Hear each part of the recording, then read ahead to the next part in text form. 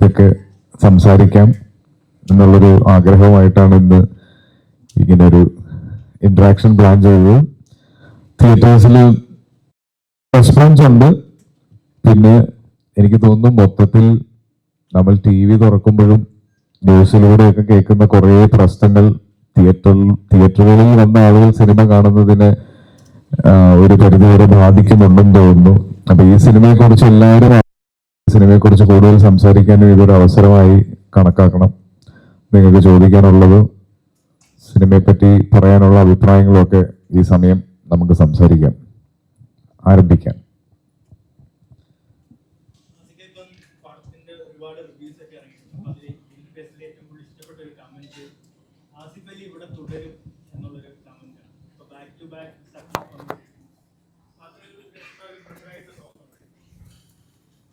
ഈ ഒരു അവസരത്തിൽ അതൊരു പ്രഷറായിട്ട് ഒരിക്കലും തോന്നുന്നില്ല. സന്തോഷമുള്ള കാര്യം തന്നെയാണ്. ഞാൻ ഒരുപാട് ആഗ്രഹിച്ചാണ് എൻ്റെ സിനിമകൾ ആളുകൾ സംസാരിക്കുന്നതും സിനിമയ്ക്ക് നല്ല അഭിപ്രായം വരുന്നതും ഒക്കെ. അപ്പം അത് സംഭവിക്കുന്നതിൽ സന്തോഷം മാത്രമേ ഉള്ളൂ. അതൊരിക്കലും ഒരു പ്രഷറല്ല. പിന്നെ ഒരു ചലഞ്ചാണ് ഒരു പരിധി വരെ. ഇനി എപ്പോഴും ഈ മിനിമം സ്റ്റാൻഡേർഡ് മെയിൻറ്റെയിൻ ചെയ്യണം, ഈ ഒരു ലെവലിൽ കീപ്പ് ചെയ്യണം, ആളുകൾക്ക് ഇപ്പോൾ ഉള്ളൊരു വിശ്വാസം പോവാതെ നോക്കണം എന്നൊക്കെ ഉള്ളത്. അപ്പം അതൊരു ചലഞ്ചായിട്ട് മാത്രമേ ഫീൽ ചെയ്യുന്നുള്ളൂ.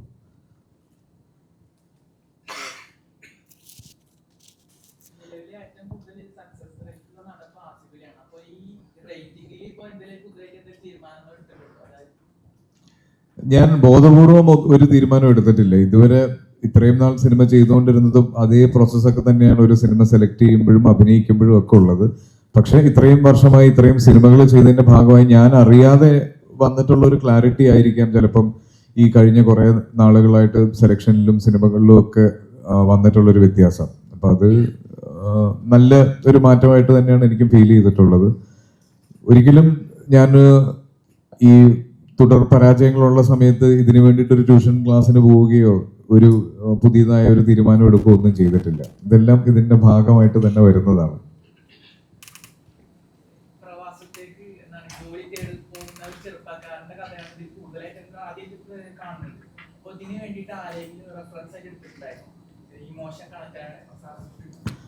ഒരുപാട് പേരുണ്ട് എനിക്കൊക്കെ അറിയാവുന്ന. ഇപ്പം എൻ്റെ കൂടെ സിനിമ അന്വേഷിച്ച് നടന്നവര്, എൻ്റെ സുഹൃത്തുക്കള്, കസിൻസ്, അങ്ങനെയൊക്കെ ഒരുപാട് പേരെ എനിക്ക് പേഴ്സണലി അറിയാം. അതല്ലാതെ നമ്മൾ ഈ പറയുന്ന പോലെ UAE പോകുന്ന പല സമയത്തും അവിടെ കാണാൻ വരുന്നവരും ഫോട്ടോ എടുക്കാൻ വരുന്നവരും ഒക്കെ ആയിട്ട് ഒരുപാട് പേരായിട്ട് ഇന്ററാക്ട് ചെയ്യാൻ ഉള്ളൊരു അവസരം ഉണ്ടായിട്ടുണ്ട്. അപ്പൊ അതിൽ പല ആളുകളും സംസാരിക്കുന്നതും ഈ വിഷമങ്ങളൊക്കെ മറന്ന് നമ്മളെ കാണുമ്പോൾ സന്തോഷിക്കുന്നതും, ഇപ്പൊ ഈവൻ ഈ സിനിമ ഷൂട്ട് ചെയ്തുകൊണ്ടിരിക്കുന്ന അവസരത്തിൽ അവിടെ വരുമ്പോ നാട്ടിൽ നിന്ന് വന്ന ഒരു പരിചയക്കാരന്റെ കണ്ട സന്തോഷത്തോടെ ഞങ്ങൾ ട്രീറ്റ് ചെയ്ത ഒരുപാട് പേരുണ്ട്. അപ്പൊ അവരൊന്നും അങ്ങനെ അത്രയും സക്സസ്ഫുൾ ആയിട്ടുള്ളവരോ നമ്മൾ ഈ പറയുന്ന പോലെ ഒരു ഗൾഫുകാരന്റെ ആഡംബര ജീവിതം നയിക്കുന്നവരൊന്നും അല്ല. അവരും ഇവിടെ സ്ട്രഗിൾ ചെയ്തത് അതിനേക്കാൾ മുകളിൽ അവിടെ സ്ട്രഗിൾ ചെയ്യുന്നുണ്ട്. ഒരു ദിവസം രക്ഷപ്പെടാൻ പറ്റും, അല്ലെങ്കിൽ ഒരു ദിവസം ഇപ്പം തുടർച്ചയായി മോശം സിനിമകൾ ചെയ്തുകൊണ്ടിരുന്നപ്പോൾ എനിക്കുണ്ടായിരുന്ന അതേ വികാരത്തോടെ ജീവിതത്തെ കാണുന്ന ഒരുപാട് പ്രവാസികളെ നേരിട്ട് കണ്ടിട്ടുണ്ട്. അപ്പം അങ്ങനെയൊക്കെ ആയിരുന്നു എൻ്റെ റെഫറൻസ് ഉണ്ടായിരുന്നത്. പിന്നെ ഈ സ്ക്രിപ്റ്റിൽ അമീറിനെ പറ്റിയിട്ട് വളരെ കൃത്യമായിട്ട് എഴുതിയിട്ടുണ്ട്. അമീറിന്റെ ഓരോ ഇമോഷൻസും, അമീറിന്റെ ഓരോ പ്രശ്നങ്ങളും, അമീറിന് പൈസയ്ക്കുള്ള അത്യാവശ്യവും, ഈ ആദ്യം കാണുന്ന സ്ട്രഗിളും എല്ലാം എഴുതിയിട്ടുണ്ട്. അതിന് ഒരുപക്ഷെ എനിക്ക് കിട്ടിയ റെഫറൻസുകളിൽ ഏറ്റവും വലുത് ഒരു പ്രവാസിയായ തിരക്കഥാകൃത്തും സംവിധായകനുമായ തമർ തന്ന റെഫറൻസ് തന്നെയാണ്. ഇപ്പം തമറിനെ അറിയാവുന്നവരും അല്ലെങ്കിൽ തമർ അനുഭവിച്ചിട്ടുമായിട്ടുള്ള ഒരുപാട് കാര്യങ്ങൾ ഈ സിനിമയിലേക്ക് കൊണ്ടുവരാൻ പറ്റിയിട്ടുണ്ട്. അപ്പൊ അതിന് ഏറ്റവും വലിയ ഈ അമീറിന്റെ ക്യാരക്ടറിന്റെ ഏറ്റവും വലിയ റെഫറൻസും ആ സ്ക്രിപ്റ്റിൽ തന്നെ ഉണ്ടായിരുന്നു. ജപ്പുവിലേക്ക് എത്തിപ്പെടുന്നത് നമ്മൾ ഒഡീഷൻ വെച്ചിരുന്നു. നമ്മൾ ദുബായിൽ ഓഡീഷൻ ഉണ്ടായിരുന്നു, അതുപോലെ തന്നെ കൊച്ചിയിലും ഉണ്ടായിരുന്നു. ഏകദേശം 750 കുട്ടികളെ ഞങ്ങൾ ഇതിനായിട്ട് നേരിട്ട് കണ്ടിട്ടുണ്ടായിരുന്നു. അപ്പം അതിന് അങ്ങനെയാണ് ഇവനെ കണ്ടെത്തിയിട്ടുള്ളത്.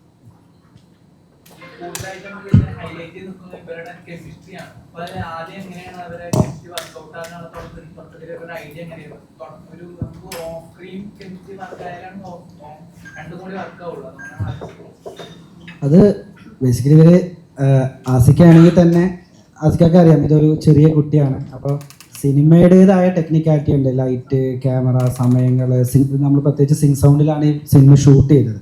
പക്ഷെ ആ ഏരിയയിലൊക്കെ നമ്മൾ ആ ടെക്നിക്കാലിറ്റീനെയൊക്കെ കുറച്ചും കൂടെ മറന്നുകൊണ്ട് അവനെ എങ്ങനെ കംഫർട്ടാക്കി നിർത്താം, അല്ലെങ്കിൽ അവന് ബുദ്ധിമുട്ടില്ല. കാരണം കുട്ടികളറിയാമല്ലോ, ചിലപ്പോൾ ഒരു വാശി പിടിച്ചിട്ട് ഇപ്പം എനിക്ക് മൂടില്ല എന്ന് പറഞ്ഞാൽ മാറിപ്പോയാൽ തന്നെ മൊത്തം ഷൂട്ടും. അപ്പോൾ ഞങ്ങളെല്ലാവരുടെയും പ്രൈം ഫോക്കസും മെയിൻ കോൺസെൻട്രേഷനും അവനിൽ തന്നെയായിരുന്നു. അവനൊരു മുഷിപ്പ് തോന്നരുത്. പക്ഷെ അത് അങ്ങനെ ഞങ്ങളത് പ്ലാൻ ചെയ്തിട്ട് 1 ദിവസമോ 2 ദിവസം അതിൻ്റെ ആവശ്യമെന്നുള്ളൂ. ഷൂട്ട് തുടങ്ങിയപ്പോൾ അതിനേക്കാൾ കൂടുതൽ വളരെ ജെല്ലായിട്ട് നമ്മളോട് കൂടെ നിന്നതും, ഇനി എത്ര രാത്രിയാണെങ്കിലും ഇപ്പോൾ ഉറക്കം വന്നാലും അവൻ പറയും എനിക്ക് കുഴപ്പമില്ല, ഉറങ്ങുന്നില്ല, ആ രീതിയിൽ അങ്ങനെ പിടിച്ചു. വളരെ പുലർച്ചൊക്കെ ഷൂട്ടുണ്ട്, എന്നാലും ഒന്ന് വിളിച്ചാൽ തന്നെ വരാൻ പോവാന്ന് പറഞ്ഞിട്ട് അവൻ നമ്മുടെ കൂടെ നിൽക്കുകയാണ് ചെയ്തത്. എനിക്ക് ഈ സിനിമ അല്ല സന്തോഷമുണ്ട്. സിനിമ ഇന്നലെ നമ്മൾ തിയേറ്ററിൽ പോയ സമയത്ത് ഒരുപാട് ഫാമിലീസ് ഉണ്ടായിരുന്നു തിയേറ്ററിൽ സിനിമ കാണാൻ. അപ്പൊ കണ്ടിറങ്ങിയ സമയത്ത് ഒരു അച്ഛനും അമ്മയും വന്നിട്ട് ഒരു അമ്മ പറയുന്നുണ്ടായിരുന്നു, ഇവൻ ലിഫ്റ്റ് പ്രസ് ചെയ്യാൻ വേണ്ടിയിട്ട് ഭയങ്കര പ്രശ്നം ഉണ്ടാക്കുന്ന അവരോട് ലൈഫിൽ ഞങ്ങൾ അനുഭവിച്ചുകൊണ്ടിരിക്കുന്ന പ്രശ്നമാണിത്. അങ്ങനെയുള്ള കുറേ സീക്വൻസുകൾ ഈ സിനിമയിലുണ്ട്. അപ്പൊ പിന്നെ ഒരു പുള്ളി താമര കണ്ടിട്ട് പറഞ്ഞു ഭയങ്കര കരഞ്ഞു പോയി. അവസാനം നമുക്ക് മറ്റേ മഹേഷിന്റെ പ്രതികാരത്തില് അലഞ്ചേട്ടൻ പറഞ്ഞ ഡയലോഗ് തിരിച്ച് പറയേണ്ട അവസ്ഥയായി അവസാനം മനസ്സിലായി പുള്ളി പറയുന്നുണ്ട്. കാരണം ഭയങ്കര ആൾക്കാർക്ക് ഭയങ്കര ഇമോഷണലി ഫീൽ ചെയ്യുന്നുണ്ട്, കണക്ട് ചെയ്യുന്നുണ്ട് സിനിമ.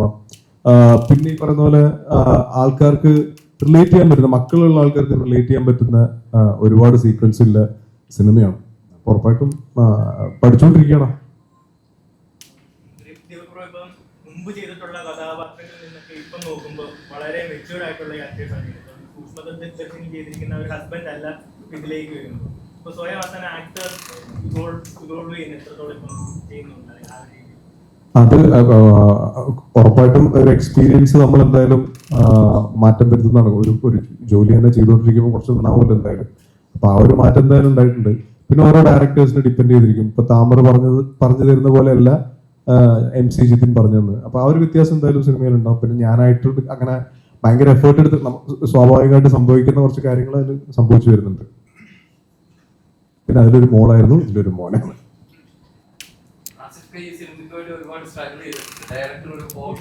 കേരളത്തിലെ ഷൂട്ട് അപേക്ഷിച്ച് ഗൾഫില് ഷൂട്ട് വന്നപ്പോ എത്രത്തോളം സ്ട്രഗിൾ ആയിരുന്നു ഈ സിനിമയ്ക്ക് വേണ്ടി ചെയ്തത്?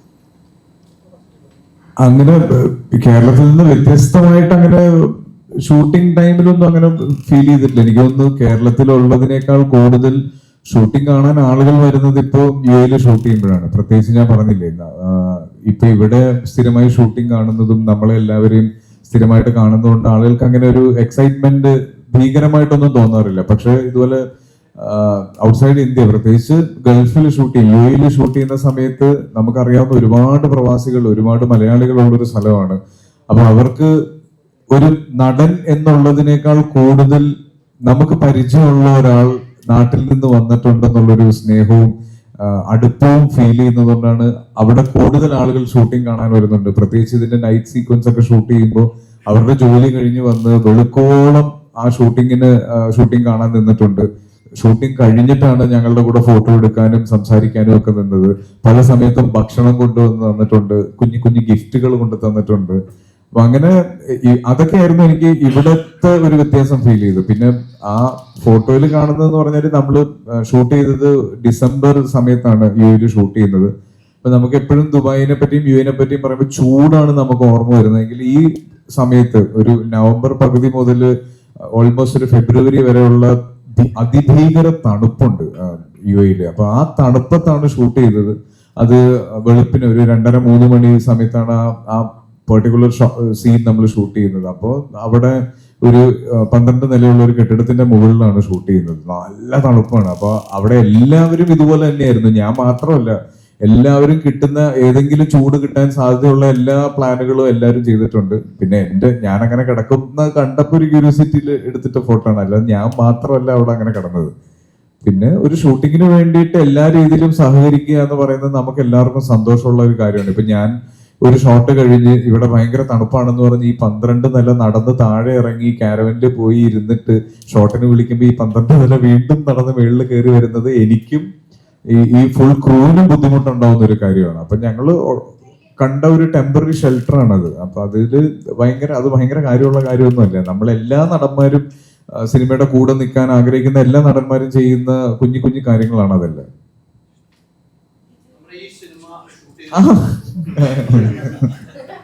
എനിക്ക് കണ്ട സമയത്ത് എനിക്ക് കുറെ സാധനങ്ങൾ ഫീൽ ചെയ്തത് അതിൽ എനിക്ക് എടുത്തു പറയുന്ന കുറെ സിനിമകൾ അതിൽ ഏറ്റവും നമുക്ക് ടച്ച് ചെയ്തത് ആസിഫ് ഹോട്ടലിൽ പോയിരുന്നിട്ട് ഒരു സീനുണ്ട്. ആ ക്യാരക്ടർ ചെയ്ത ഹോട്ടലിൽ ഉണ്ടായിരുന്ന ആളുടെ അത് അവിടെ ഉള്ള ആളെയാണോ നിങ്ങൾ എടുത്തത്? അല്ല, അതൊരു മലയാളത്തിലെ വളരെ ഒരുപാട് സിനിമകൾ ചെയ്തിട്ടുള്ള അവിടെ നിന്ന് തന്നെ പോയതിനു ശേഷം സെലക്ട് ചെയ്തോ കഥ എഴുതുമ്പോൾ സെലക്ട് ചെയ്തോ? ആ ആക്ടറെ കുറിച്ചല്ലേ ചോദിച്ചത്? അതാണ് ഞാൻ പറയാൻ പോകുന്നത്. അത് ഗോപൻ ആടാട്ട് എന്ന് പറഞ്ഞ കേരളത്തിലെ തൃശ്ശൂരിലുള്ള വളരെ പോപ്പുലർ ആയിട്ടുള്ള ഡ്രാമ സിനിമ നടനാണ്. നമ്മുടെ സ്പാനിഷ് മസാല, ഇപ്പൊ ബാറൂസ്, കുറെ സിനിമകൾ ചെയ്തിട്ടുള്ള ആടയിലോ സോറി ഒരുപാട് നാടകങ്ങളിലൊക്കെ ഉള്ള, എനിക്കൊന്ന് കുറെ കാലം യൂറോപ്പിൽ നാടകമൊക്കെ ചെയ്തിരുന്ന ആളാണ്. അപ്പോൾ നമ്മൾ ആ ക്യാരക്ടർ, അത്തരം ഒരുപാട് ക്യാരക്ടർ ഉള്ള സ്ഥലമാണ് UAE. നമുക്ക് ഇഷ്ടംപോലെ അങ്ങനെയുള്ള ആളുകളെ കണ്ടിട്ടുണ്ട്. ഈവൻ ചില റെസ്റ്റോറൻറ്റിലൊക്കെ പോയാൽ കാണാം, വിസിറ്റ് വിസയിൽ വരികയും ഭക്ഷണം കഴിക്കാൻ പൈസ ഇല്ലാത്തവരാണെങ്കിൽ കഴിച്ചിട്ട് പോയാൽ മതി എന്ന് UAE ഒരുപാട് ഹോട്ടലുകളിൽ എഴുതി വെച്ചിട്ടുള്ള ഒരു യൂഷ്വൽ സീൻ. അപ്പോൾ അത് ചെയ്യാൻ റൈറ്റ് ആയിട്ടുള്ള ഒരാളെ കണ്ടെത്തണം. ഒരു ഫ്രഷ് ആയിട്ടുള്ള ലുക്ക് വേണമെന്നുണ്ടെങ്കിൽ ഞാൻ തൃശ്ശൂർ വന്നിട്ട് ആളെ നേരിട്ട് മീറ്റ് ചെയ്ത് ഓഡീഷൻ ചെയ്തിട്ട് കൊണ്ടുപോയിട്ടുള്ളതാണ്. അവിടെ വന്ന് കൊണ്ടുപോയിട്ടുള്ളതാണ്. അങ്ങനെ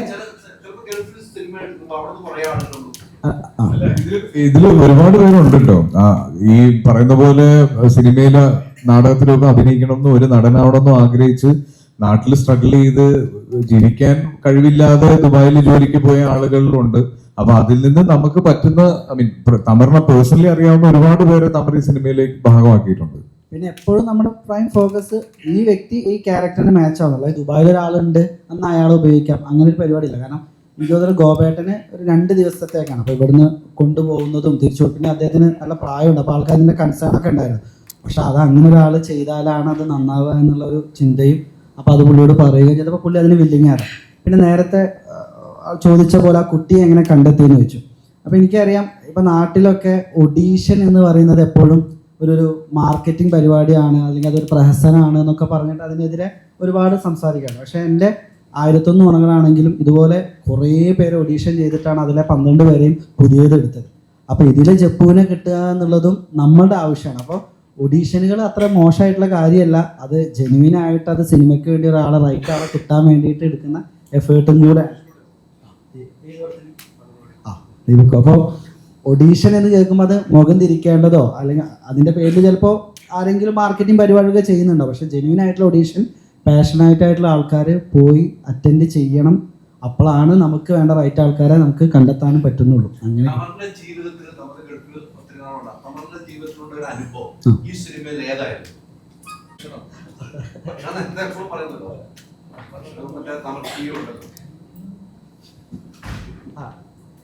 അത് ഞാൻ ഗൾഫിൽ കുറേ കാലമായിട്ട് ചെയ്യുന്നു. പിന്നെ ഒരു പർട്ടിക്കുലർ പീരീഡിൽ ഞാൻ അവിടെ പോയിട്ട് ഈ ഡെലിവറി ജോലി ചെയ്തിട്ടുണ്ട്. ഈ പറഞ്ഞ പോലെ ബൈക്കിൽ പോവുകയും, അപ്പോൾ അതിൽ ആസിക്ക നമുക്കറിയാം, ബൈക്കിൽ പോകുമ്പോഴൊക്കെ നമുക്ക് എപ്പോഴും നമ്മൾ ആ സോങ്ങിനൊക്കെ ഹോപ്പ് സോങ്ങാണ്, ഒരു പ്രതീക്ഷയാണ്. കാരണം ഗൾഫ് അങ്ങനത്തെ ഒരു സ്ഥലമാണ്. വളരെ ബേസിക്കിൽ നിന്ന് നമ്മളിപ്പോൾ വിസിറ്റിൽ പോയാൽ പോലും ചിലപ്പോൾ അത് സ്വപ്നം വിളയുന്ന മണ്ണ് എന്ന് പറഞ്ഞ പോലെ നമുക്ക് ഭയങ്കര ചേഞ്ച് കൊണ്ടുവരും. അപ്പോൾ അതുപോലെ ഈ ഡെലിവറി ഒക്കെ ഞാൻ ചെയ്തിട്ടുണ്ട്. അപ്പോൾ ആ പാട്ട് കണ്ടാൽ അറിയാലോ, ഒരു ഈവൻ അത് ഭയങ്കര ടഫായിട്ടാണ് ജോലി. ചില സമയത്ത് ചൂടത്തൊക്കെ ഡെലിവറി ചെയ്യാന്നുള്ളതൊക്കെ ഇച്ചിരി പാടുള്ള കാര്യമാണ്. പക്ഷെ എന്നാലും മുഖത്തൊരു പുഞ്ചിരി ഉണ്ടാവും, അതായത് നാളെ ഞാൻ നന്നാവും എന്നുള്ള രീതിയിൽ. അപ്പോൾ ആ ഡെലിവറി പരിപാടിയാണ് ഞാൻ എൻ്റെ ലൈഫിൽ. പിന്നെ ബാക്കിയുള്ള കുറേ ഇൻസിഡൻസ് കേട്ടതും അല്ലെങ്കിൽ അറിഞ്ഞതുമായിട്ടുള്ള അവിടെയുള്ള ജീവിതങ്ങളൊക്കെ തന്നെയാണ്. അത് എല്ലാം ഡയറക്റ്റ് എക്സ്പീരിയൻസ് അല്ലാന്ന് മാത്രം. ഷൂട്ടിംഗ് സമയത്തും ഒരു കണ്ണു നിറഞ്ഞൊരു സിറ്റുവേഷൻ ഉണ്ടാവും. സിനിമ കണ്ടിട്ട് കണ്ണു നിറയുന്നത് നമ്മൾ കണ്ടിട്ടുണ്ട്. മോനെ ചേർത്ത് പിടിക്കും, വൈഫിനെ കണ്ണു നിറയും. ഷൂട്ടിംഗ് സമയത്ത് അങ്ങനെ ഒരു ഫീൽ ഉണ്ടായ സീനല്ലേ? ഷൂട്ടിംഗ് സമയത്ത് എനിക്ക് തോന്നുന്നു ആ ഉമ്മയെ പറ്റി പറയുന്ന സീനാണ്. ഞാൻ എപ്പോഴും എൻ്റെ സംവിധായകരോട് പറയും, എനിക്ക് ഏതെങ്കിലും സീൻ എടുക്കാൻ പോകുന്നതിന് മുന്നേ എന്നെ പേടിപ്പിക്കരുതെന്ന് പറയും. അപ്പൊ നമ്മൾ ഈ സീക്വൻസ് എടുക്കുന്നതിന്റെ തലേന്ന് വന്നിട്ട് നമ്മൾ അസിക്ക നാളെയാണ് കേട്ടോ മറ്റേ സീൻ എടുക്കുന്നത് എന്ന് പറയാം. അപ്പൊ ഞാൻ അതുവരെ എനിക്കൊരു കുഴപ്പമില്ലായിരുന്നു, ഞാൻ ഒന്ന് പേടിച്ച്. അപ്പൊ ഞാൻ പറഞ്ഞു നാളെ എടുക്കാൻ പറ്റില്ല. അത് ഞങ്ങൾ എന്നിട്ട് അവിടെ പോയി അത് ഒരു ഈവനിങ് ലൈറ്റിലാണ് ആ സീൻ ഷൂട്ട് ചെയ്തിരിക്കുന്നത്. അത് കുറച്ച് നമ്മൾ യൂഷ്വലി സീൻസ് എടുക്കുന്ന സ്ഥലത്ത് നിന്ന് കുറച്ച് ട്രാവൽ ചെയ്ത് പോകണം. അപ്പൊ അവിടെ ചെന്ന് കഴിഞ്ഞപ്പോ ഞാനൊന്ന് പാനിക്കായി പാനിക്കായിട്ട് ഞങ്ങൾ അന്ന് ആ സീൻ ഷൂട്ട് ചെയ്യാതെ തിരിച്ചു വന്നു.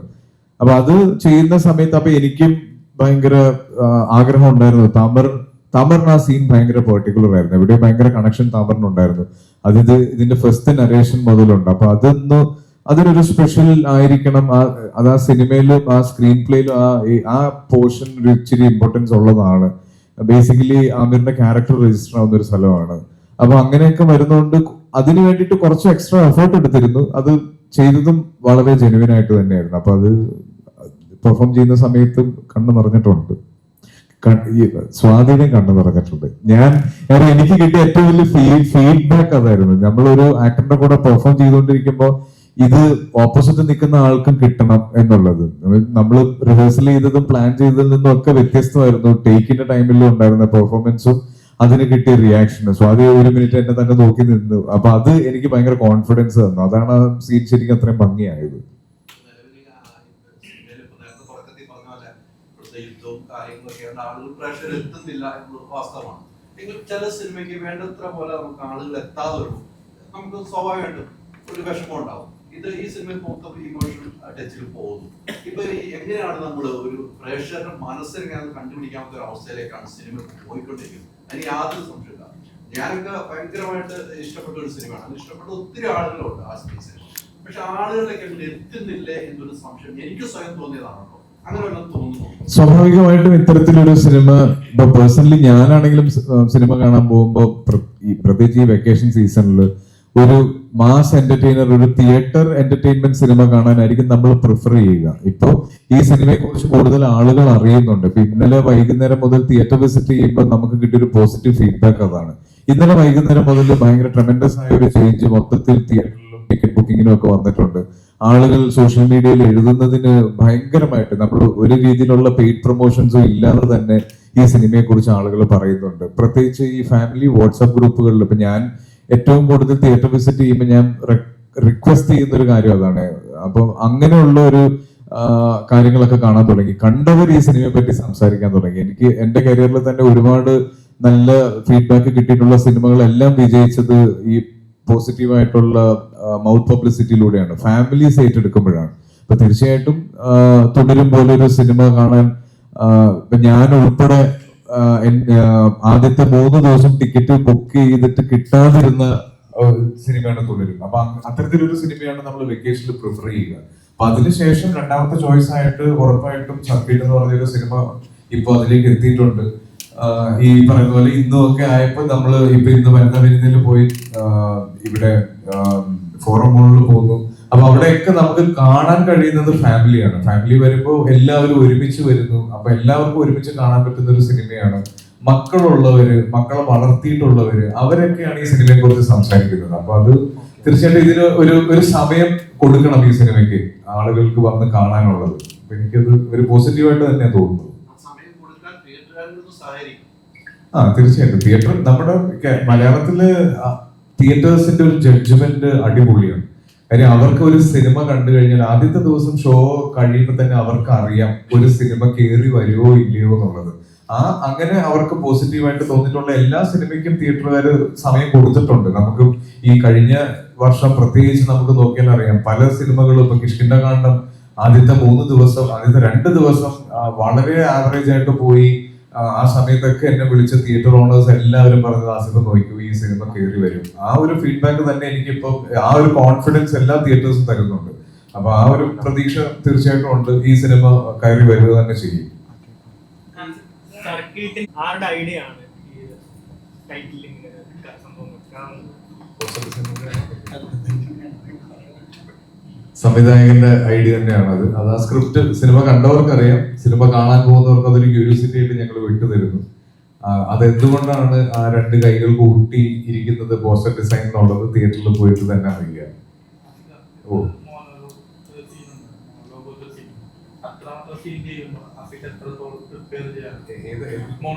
മോണോലോഗ് അത് ഞാൻ പറഞ്ഞില്ലേ, തമർ എന്നെ ഏറ്റവും കൂടുതൽ പേടിപ്പിച്ചുകൊണ്ടിരുന്ന ഒരു സീനാണ്. ഇതെങ്ങനെയുണ്ടോ നോക്ക് എന്ന് പറഞ്ഞ് ചെയ്തതാണ്. ആ സീൻ ഭയങ്കര, ആ സ്ക്രിപ്റ്റിൽ അത് ഭയങ്കരമായ ഒരു ഇമ്പോർട്ടൻസ് ഉള്ള സീനാണ്. അപ്പൊ അത് തമറും അതിനു വേണ്ടിട്ട് ഒരുപാട് സമയം തന്നിട്ടുണ്ട്. ആ സീൻ ഷൂട്ട് ചെയ്ത ദിവസം ഞങ്ങൾ ആ ഒറ്റ സീൻ മാത്രമേ എടുത്തിട്ടുള്ളൂ, വേറെ ഒന്നും അന്ന് ഷൂട്ട് ചെയ്തിട്ടില്ലായിരുന്നു. അപ്പൊ അത്രയും പേഷ്യൻസ് കാണിച്ചത് കൊണ്ടും എനിക്ക് അത്രയും കംഫർട്ടബിൾ ആയിട്ടൊരു സൗകര്യം തന്നതുകൊണ്ടും ഒക്കെയാണ് അത് അത്രയും നന്നായത്. നമ്മുടെ നാട്ടിലെ പോലീസും ഗൾഫിലെ പോലീസും വ്യത്യസ്തമാണ് ശരിക്കും പറഞ്ഞു. അതിൽ എന്തെങ്കിലും രാഷ്ട്രീയമുണ്ടോ? ഒന്നാമത് ഞാൻ കുറെ കാലം അവിടെ ജീവിക്കുന്നതുകൊണ്ട് ഞാൻ കണ്ട പോലീസുകാരെ കഴിയാണ്. പക്ഷെ നാട്ടിലും അതേപോലെയൊക്കെ തന്നെയാണല്ലോ. ഇതേപോലെ വളരെ മോശം എന്തെങ്കിലും ചെയ്താൽ തിരിച്ച് അവിടെയും അതുപോലെയൊക്കെ തന്നെ കിട്ടും. അങ്ങനെ കിട്ടിയിട്ടുണ്ടോ? എനിക്ക് നേരിട്ട് കിട്ടിയിട്ടില്ല. ഇല്ല. ഈ ഒരു തുടക്കത്തിൽ തന്നെ കാണിക്കുന്ന ബ്ലോഗേഴ്സിന്റെ ഒരു സംഭവമാണ്. ആരാണ് അത് ഒരുപാട് പേർക്ക് കണക്ട് ആയി. അങ്ങനെ ആ ബ്ലോഗർ ആ ഷൂട്ട് ചെയ്യുന്ന രീതി. അതെ അത് എന്നോട് താങ്കളുടെ കഥ പറയുമ്പോൾ തന്നെ ക്യാരക്ടർ പറയുമ്പോൾ തന്നെ പറഞ്ഞു. റെഫറൻസ് ഞാൻ പറയണ്ടല്ലോ, എനിക്ക് മനസ്സിലായിട്ടുണ്ടാവില്ല. ഞാൻ മനസ്സിലായി, അസറല്ലേ എന്ന് പറഞ്ഞാൽ അങ്ങനെ ചെയ്തത്. ഇപ്പൊ ഇന്നലെ അസർ ഷെയർ ചെയ്യുകയും ചെയ്തു. ഭയങ്കര സന്തോഷമായി. നമ്മള് എപ്പോഴും അത് കാണുമ്പോൾ എനിക്ക് ഭയങ്കര ഇഷ്ടമുള്ളൊരു ബ്ലോഗറാണ്. മോദി മന്ത്രം എന്നാലും ഭയങ്കര രസമാണ്. അത് അങ്ങനെ താമര പറയുമ്പോൾ തന്നെ എന്നോട് പറഞ്ഞിരുന്നു ഇതാണ് എന്നുള്ളത്. ഇത്രയും സക്സസിൽ നിൽക്കുമ്പോഴും എന്തുകൊണ്ടാണ് മലയാളത്തിൽ മാത്രം ഒതുങ്ങി നിൽക്കുന്നത്, മറ്റ് അന്യഭാഷാ ചിത്രങ്ങളിലേക്ക് പോകുന്നത്? ഏറ്റവും നല്ല സിനിമകൾ വരുന്നത് ഇപ്പൊ മലയാളത്തിൽ തന്നെ. അപ്പൊ ഇവിടെ തന്നെയല്ലേ നിൽക്കേണ്ടത്. നമ്മൾ മികച്ച സിനിമകൾ തേടിയാണ് ഓരോരുത്തരും ഓരോ ഭാഷകളിലേക്ക് പോകുന്നത്, മികച്ച ക്യാരക്ടേഴ്സ് ചെയ്യാനുമാണ്. എന്നെ സംബന്ധിച്ചിടത്തോളം ഏറ്റവും നല്ല സിനിമകളും ഏറ്റവും നല്ല ക്യാരക്ടേഴ്സും എനിക്ക് വരുന്നത് മലയാളത്തിൽ നിന്നാണ്. പിന്നെ എനിക്ക് ഏറ്റവും കംഫർട്ടബിൾ ആയിട്ട് ഹാൻഡിൽ ചെയ്യാൻ പറ്റുന്ന ഒരു ഭാഷയുടെ ഒരു സുഖം അഭിനയിക്കുമ്പോഴും പഠിക്കുമ്പോഴും ഒക്കെ മലയാളം തന്നെയല്ലേ. അപ്പൊ അതുകൊണ്ടാണ്. പിന്നെ ഒരു അത്രയും ഗംഭീരമായ ഓഫർ ഒന്നും എനിക്ക് വേറൊരു ഭാഷയൊന്നും വന്നിട്ടില്ല. വരുമ്പോൾ ചിലപ്പോൾ ഇതൊക്കെ മാറ്റി പറയും.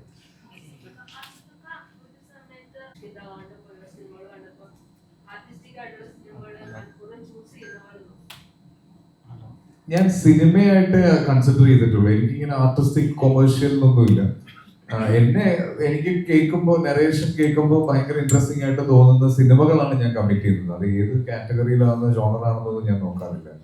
പിന്നെ ചില ക്യാരക്ടേഴ്സ് ചെയ്യണം എന്നുണ്ട്. അതുകൊണ്ടാണ് ഞാൻ ഈ അടുത്ത് പറയാൻ തുടങ്ങിയത് എനിക്ക് കുറച്ച് മാസമായിട്ടുള്ള തിയേറ്റർ എന്റർടൈൻമെന്റ് കിട്ടുന്ന രീതിയിലുള്ള ചില സൂപ്പർ ഒരു ലാർജർ ദാൻ ലൈഫ് ക്യാരക്ടേഴ്സ് ചെയ്യണം എന്ന് പറയുന്നത്. അല്ലാതെ സിനിമയ്ക്ക് ഞാൻ ഒരിക്കലും അങ്ങനെ ഒരു ക്ലാസിഫിക്കേഷൻ വെച്ച് സെലക്ട് ചെയ്യാറില്ല. എന്നെ സംബന്ധിച്ചിടത്തോളം സിനിമയാണ് അത്, ഏത് രീതിയിലാണെങ്കിലും സിനിമയാണ്. ഒറ്റയ്ക്ക് വഴിവെട്ടി വന്നവരാണ് പറയുന്നത് ഇഷ്ടമല്ല എന്ന് പോസ്റ്റർ കറങ്ങുന്നു. ആ ഒരു രീതി ഒറ്റയ്ക്ക് വഴിവെട്ടി വന്നവനല്ല എന്ന് ഉറപ്പിക്കാൻ അസുഖിന് പറയാൻ, ഒറ്റയ്ക്ക് തന്നെ വന്നവരാണ് നമുക്കറിയാം. ഒറ്റയ്ക്ക് ഒരു സിനിമാ കുടുംബത്തിൽ നിന്ന് വന്നവരാണല്ല. സിനിമ എന്നൊരു സ്വപ്നമായിട്ട് കൊച്ചിയിലേക്ക് വന്ന് ചാനലിൽ കയറി അങ്ങനെ സിനിമയിലേക്ക് വന്നതാണ്. ആ ഒരു ടാഗ് ലൈൻ വേണ്ട എന്ന് വെക്കാനുള്ളതാണ്.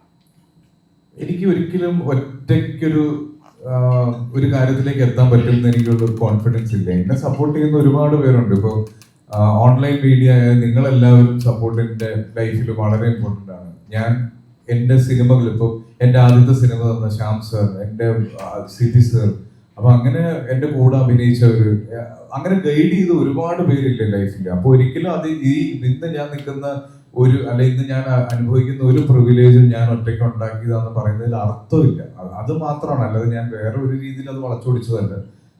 ഞാൻ എപ്പോഴും വിശ്വസിക്കുന്ന ഒരു കാര്യമാണ്, ഒരു നടൻ നന്നായി പെർഫോം ചെയ്യണമെങ്കിൽ അതിന് നല്ലൊരു സ്ക്രിപ്റ്റ് വേണം, നല്ലൊരു സംവിധായകൻ വേണം, നല്ലൊരു നിർമ്മാതാവ് വേണം. സിനിമ വിജയിച്ചു കഴിഞ്ഞിട്ട് അത് ഞാൻ കാരണമാണ് ആ സിനിമ വിജയിച്ചതെന്ന് പറയുന്നതിൻ്റെ അകത്ത് എന്തർത്ഥമാണുള്ളത്? അപ്പൊ എപ്പോഴും അങ്ങനെ വിശ്വസിക്കുന്ന ഒരാളാണ് ഞാൻ. അതാണ് ചോദിച്ചപ്പോൾ ആ വേദിയിൽ ഞാൻ അത് അങ്ങനെ പറഞ്ഞതേ ഉള്ളൂ.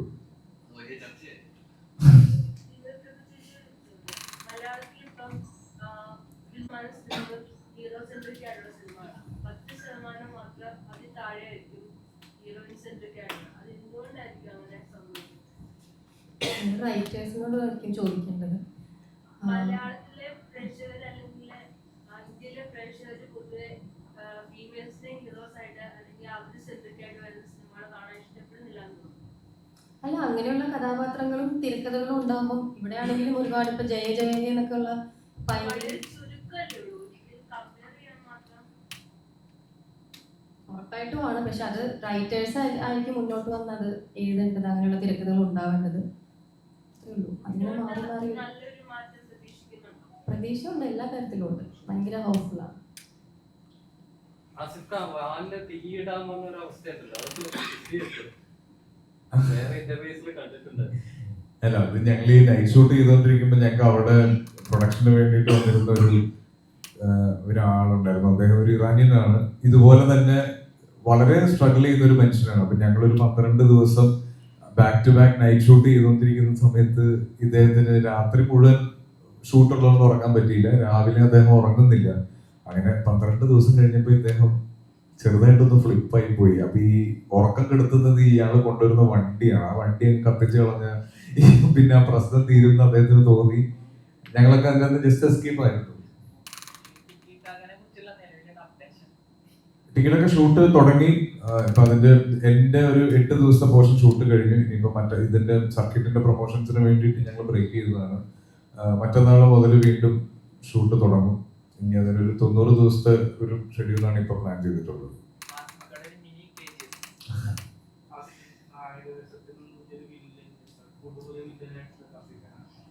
വില്ലൻ ചെയ്യാം. നല്ല ക്യാരക്ടേഴ്സ് വന്നാൽ ഉറപ്പായിട്ടും ചെയ്യാം.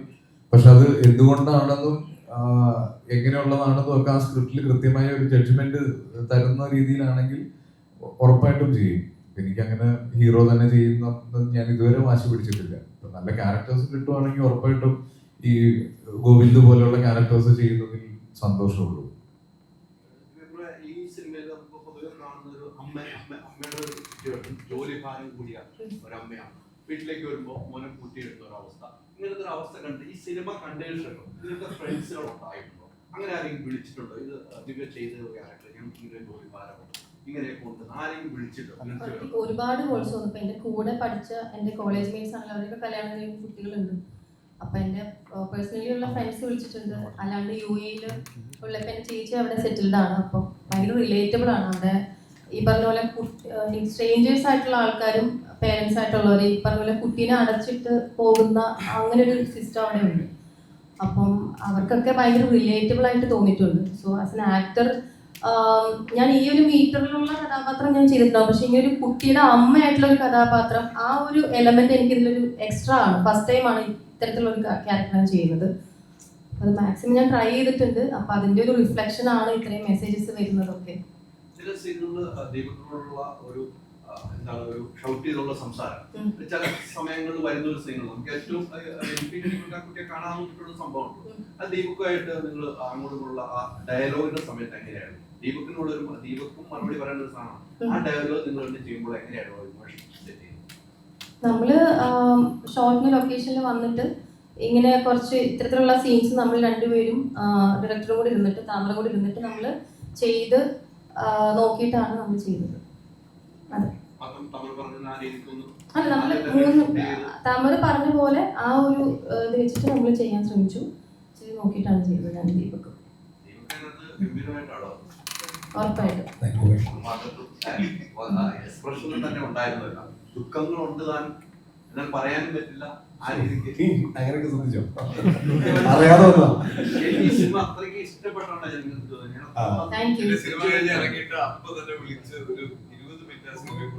ഞാൻ കണ്ടിട്ടുണ്ടായിരുന്നു റിവ്യൂ. അങ്ങനെ ഉണ്ട്, കുറെ എന്റെ ജീവിതത്തിലുണ്ട്. അതാണ് എന്റെ ചില സിനിമകളും ചില സ്ക്രിപ്റ്റുകളും ഭയങ്കരമായിട്ട് ഹെൽപ്പ് ചെയ്യും. ഇപ്പൊ നമ്മളിപ്പം ആ ഡയലോഗ് പറയുമ്പോൾ തന്നെ നമ്മുടെ ഉള്ളിൽ അറിയാതെ ഫീൽ വരും. അപ്പൊ അങ്ങനെ വന്ന് സംഭവിച്ചിരിക്കും. അപ്പൊ അതിനുവേണ്ടി ഭയങ്കരമായിട്ട് എഫേർട്ട് എടുത്ത് ഡയറക്ടർ പറഞ്ഞ പോലെ എന്താണോ അതുപോലെയാണ് ചെയ്തത്. പിന്നെ ശരിയല്ലോ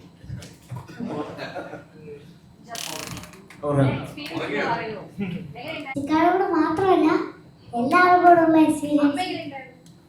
അമ്മയും പാവ, പക്ഷെ ഇതിൻ്റെ അകത്ത് എന്നാലും ഒരു ദേഷ്യമുള്ളത് അല്ല. മറ്റേതിൻ്റെ അകത്ത് കുഞ്ഞു കുഞ്ഞു റോളൊക്കെ ഉള്ളൂ. പക്ഷെ ഇതിൻ്റെ അകത്ത് ഏറ്റവും കൂടുതൽ തോന്നുന്നു. അല്ല, അഭിനയിച്ചപ്പോ എന്റെ അടുത്ത് ദേഷ്യമുള്ളത് ഇങ്ങോട്ട് അപ്പൊ ഞാൻ തിരിച്ചു കൊടുക്കും.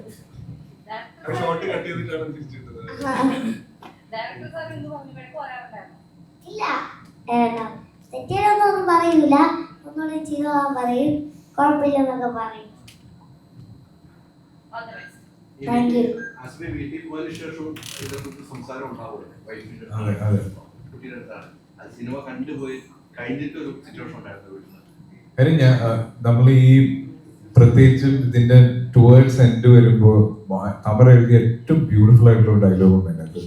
അച്ഛനും അമ്മയും എന്നെയും അച്ഛനും അമ്മയും വിളിച്ചിട്ടാണോ ഞാൻ താഴത്തേക്ക് വന്നത് എന്ന് ചോദിച്ചിട്ടുള്ളൊരു സീനുണ്ടല്ലോ. ആ സീനായിരുന്നു ശരിക്കും നമുക്ക് എല്ലാവർക്കും ആ സിനിമയുടെ അവസാനം കണ്ണു നിറഞ്ഞ് ഇറങ്ങാനുള്ള ഒരു കാരണം. അതിന്റെ ഹാങ് ഓവർ ശരിക്കും നമുക്ക് വീട്ടിലെത്തിയപ്പോഴും ഉണ്ടായിരുന്നു. നമ്മുടെ കുട്ടികളെ പറ്റിയിട്ടും ദേഷ്യം വരുമ്പോൾ നമ്മൾ കുട്ടികളോട് ഷൗട്ട് ചെയ്യാറുണ്ട്, വേണമെങ്കിൽ ഒരു ചെറിയ തട്ടൊക്കെ കൊടുക്കാറുണ്ട്. പക്ഷെ അത് ആ കുട്ടികൾ എങ്ങനെ എടുക്കുന്നു എന്നുള്ളതും നമ്മൾ എന്താണ് ഉദ്ദേശിച്ചത് എന്നുള്ളതും ഒക്കെ ഈ ഒരു ഡയലോഗിന്റെ പുറകിലുണ്ട്. നമ്മൾ ശരിക്കും ആഗ്രഹിച്ചിട്ടാണ് ഇവർ ഭൂമിയിലേക്ക് വന്നതെന്നും ഇവര് നമുക്ക് കിട്ടിയ ഒരു ഗിഫ്റ്റ് ആണെന്നും ഒക്കെ ഉള്ളത്. അപ്പൊ അതൊക്കെ ആയിരുന്നു ശരിക്കും സിനിമ കഴിഞ്ഞ് പോയപ്പോൾ ഞങ്ങൾക്ക് എല്ലാവർക്കും മനസ്സിലുണ്ടായിരുന്നത്.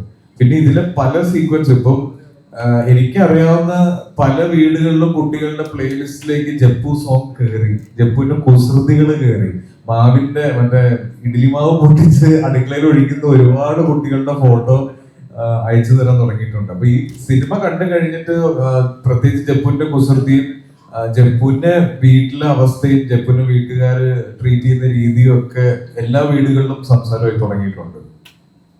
ഇത് കുട്ടിയുടെ പേരൻസിനോട് സംസാരിച്ചിട്ടുണ്ടായിരുന്നു. ഈ ഇത്തരത്തിൽ ക്യാരക്ടറാണ് പറഞ്ഞിട്ടുള്ളത്. അപ്പൊ ഈ കുട്ടിയെ കുറിച്ച് പേരൻസ് പറയാൻ സിനിമയ്ക്ക് വരുന്നതിന് മുമ്പ് സെലക്ഷൻ പേരൻസ് പറഞ്ഞിട്ടുണ്ടായിരുന്നു. അത് ഒർഹാന്റെ പാരൻസ് ആണ്. ഇല്ല, അവരോട് ഇതാണ് കഥ എന്നുള്ള കാര്യം മാത്രമാണ് പറഞ്ഞിട്ടുണ്ടായിരുന്നത്. പക്ഷെ ത്രൂ ഔട്ട് ഉള്ളതാണ്. പിന്നെ അതിന്റെ കൂടുതൽ മറ്റു സൈഡൊക്കെയാണ് നമ്മൾ കൂടുതൽ എക്സ്പ്ലെയിൻ ചെയ്തത്. 40 ദിവസം ഉണ്ടാവും, യൂണിയിലായിരിക്കും, നിങ്ങൾ ഞങ്ങളുടെ കൂടെ ഉണ്ടാവണം, രാത്രിയും പകലും ഷൂട്ടൊക്കെ ഉണ്ടാവും, അത്തരത്തിലുള്ള രീതിയിലാണ് അവരിങ്ങനെ ഒരു സിനിമയുടെ ഭാഗമാവുന്ന ഒരു സന്തോഷത്തിലായിരുന്നു. ഇത്തരം ഒരു ക്യാരക്ടറാണ് മോൻ ചെയ്യേണ്ടത്. അല്ല, അത് അതിൻ്റെ ഒരു ബേസിക് എന്താണെന്നുള്ളത് പറഞ്ഞു കൊടുത്തിട്ടുണ്ട്. പക്ഷെ അത് അവർ ഭയങ്കര ചലഞ്ചായിട്ടാണ് ഏറ്റെടുത്തത്. അവനത് എങ്ങനെ ചെയ്യുന്നു. മാത്രമല്ല എടുത്തു പറയേണ്ട കാര്യം, ഷൂട്ട് നടക്കുമ്പോൾ ഞാൻ മോണിറ്ററിന്റെ ബാക്കിലുണ്ടാവും, എൻ്റെ തൊട്ട് ബാക്കിലായിട്ട് എപ്പോഴും അവൻ്റെ ഉപ്പയോ ഉമ്മയോ ഉണ്ടാവും. എന്നിട്ട് ഞാൻ ഇടയ്ക്ക് തിരിഞ്ഞു നോക്കുമ്പോൾ കാണാം എന്നെക്കാൾ ടെൻഷനിൽ അവരിങ്ങനെ നോക്കുകയും ഇവൻ ചെയ്യുന്നത് അല്ലെങ്കിൽ അങ്ങനെ ഞങ്ങളെ കൂടെ തന്നെ ഉണ്ടായിരുന്നു. ഞങ്ങൾ ക്രൂ മെമ്പേഴ്സ് പോലെ ഞങ്ങളെ കൂടെ നിന്നിട്ട് അവരുടെ സപ്പോർട്ടും കൂടെയാണ് ഇത് ചെയ്തത്. അതില്ലാതെ നമുക്ക് ചെയ്യാനും പറ്റില്ല. അതങ്ങനെ ഉണ്ടായിരുന്നതാണ്.